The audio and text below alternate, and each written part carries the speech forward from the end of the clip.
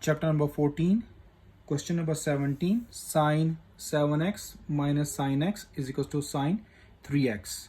So this is my question given to me. Let me check the left hand side. What is the formula apply here? Sine 7x minus sine x. So formula I write sine alpha minus sine beta, because both are sine and between them we have the negative sign. So sine x minus sine alpha minus sine beta, that is equals to 2 cos alpha plus beta by 2 sine alpha minus beta by 2.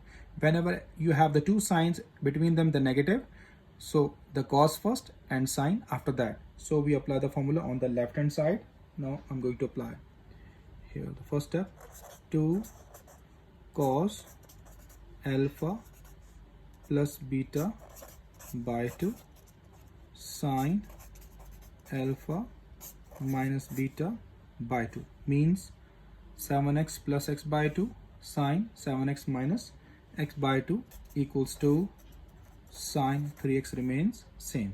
So 2 cos 8 by 2 means 4x, sine 6 by 2 means 3x minus sine 3x equals to 0. Now from both sine 3x is common.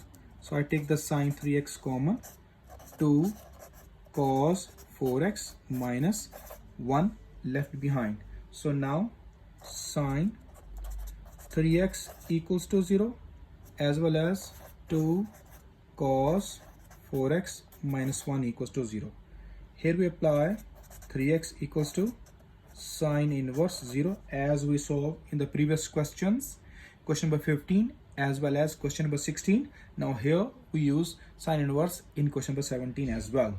So here the answer is 3x equals to 0 comma pi. Now we solve here. Cos 4x equals to 1 by 2. Cos is positive. Since cos x is positive in first and fourth quadrants with reference angle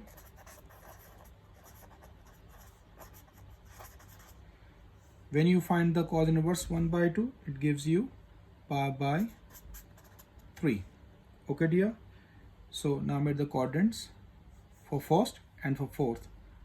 Here we write for first quadrant, here for fourth quadrant.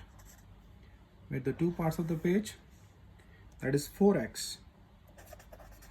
First quadrant angle remains same, means pi by 3. For fourth quadrant, then you just write here 4x 2 pi minus the angle, the reference angle pi by 3. Here we go to find it. First we write the periods because 4x is there. First we write the period, then we solve them. Here sine and here cos. Like in question number 16, we write the both functions period. Since 2 pi is the period of sine x and cos x. So we write the periods, we add the periods in all. First is 3x equals to 0 plus 2n pi comma 3x equals to pi plus 2n pi comma 4x equals to pi by 3 plus 2n pi, and last we write down 4x equals to 2 pi. Here we solve it. It becomes 3 to the 6, 6 minus 1, 5 pi by 3. So right here 5 pi by 3 plus 2n pi. Now on the next page we go to complete this question answer. We just put the page at the side. Next page I take it. I just put here for the understanding. 3x equals to 2n pi left, comma 3x, that is we write x, we not write 3 with it.